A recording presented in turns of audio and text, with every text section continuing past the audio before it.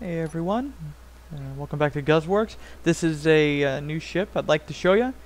This is a medical frigate that's designed to follow military fleets or just roam sectors in general with an escort, preferably, for the state, you know, helping out and helping people in emergency medical situations.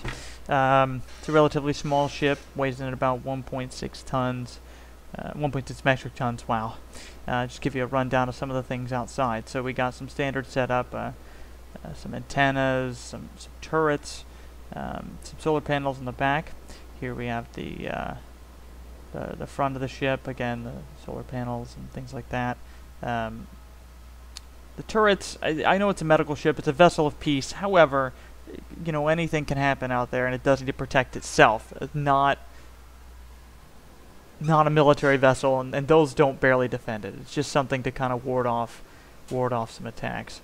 We got the antennas for broadcasting and receiving broadcasts, a couple landing zones, 3 landing zones actually, and those are for small craft shuttles to either land and bring patients, or for this emergency medical vehicle here to go and pick up patients, or come in from stations and pick up patients. I like this little shuttle. It's got room in the back for up to 4 patients and 2 medical personnel, but I can't get it to work right in flight with the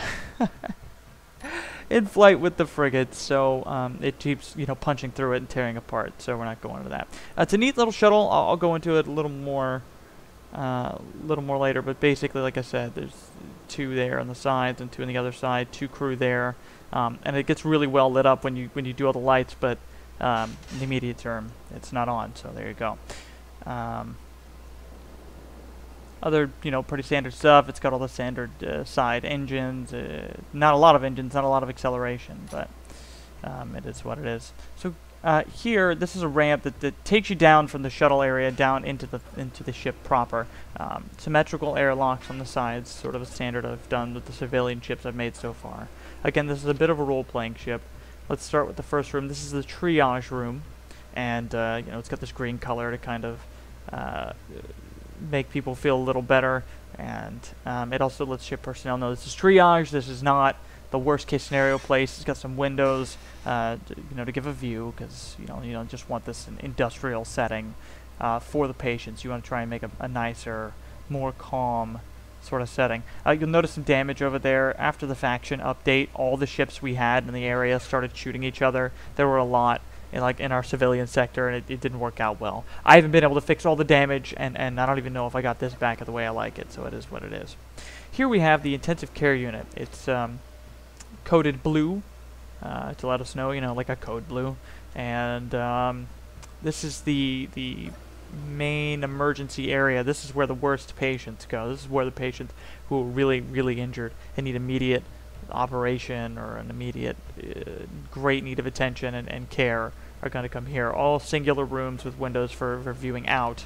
A couple seats in each for doctors, or excuse me, for visitors, and then a doctor or patient bed.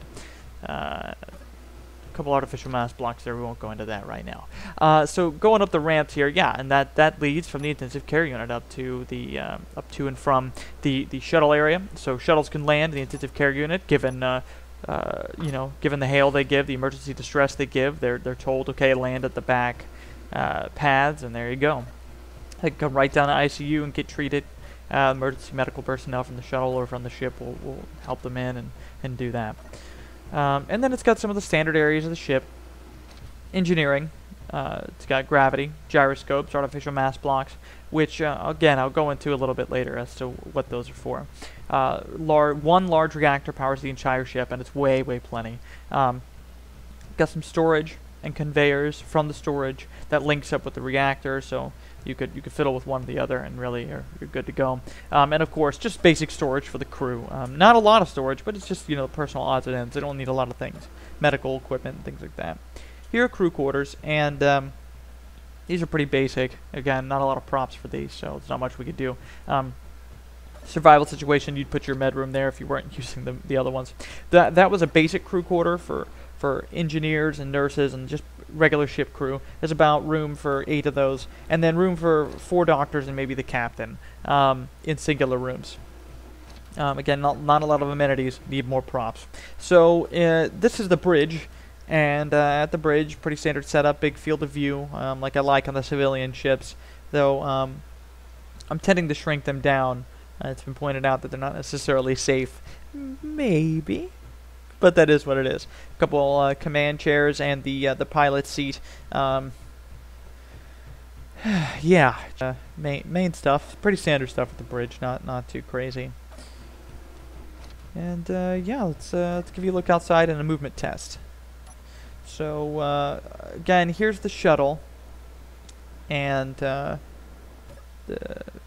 shuttle's a pretty sweet craft. I like it. We're gonna power it up here, and you'll see it gets really really lit up, and it's a very maneuverable craft.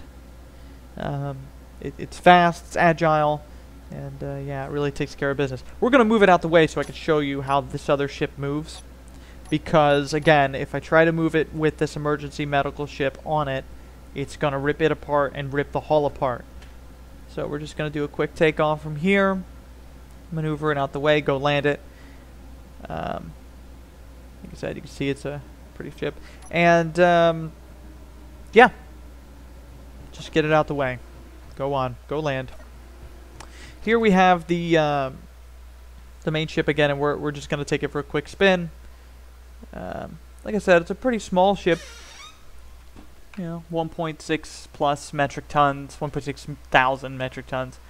And we're just going to go park it over next to the fleet to show its movement. Like I said, it's pretty agile as far as, you know, turning. Otherwise, acceleration's low, maybe 2 meters per second or a little less than that, 1.5, something like that. Its main propulsion, you know, the 4 engines at the back does that, but it also has another form of propulsion, and that's where the gravity blocks come in, the artificial mass blocks.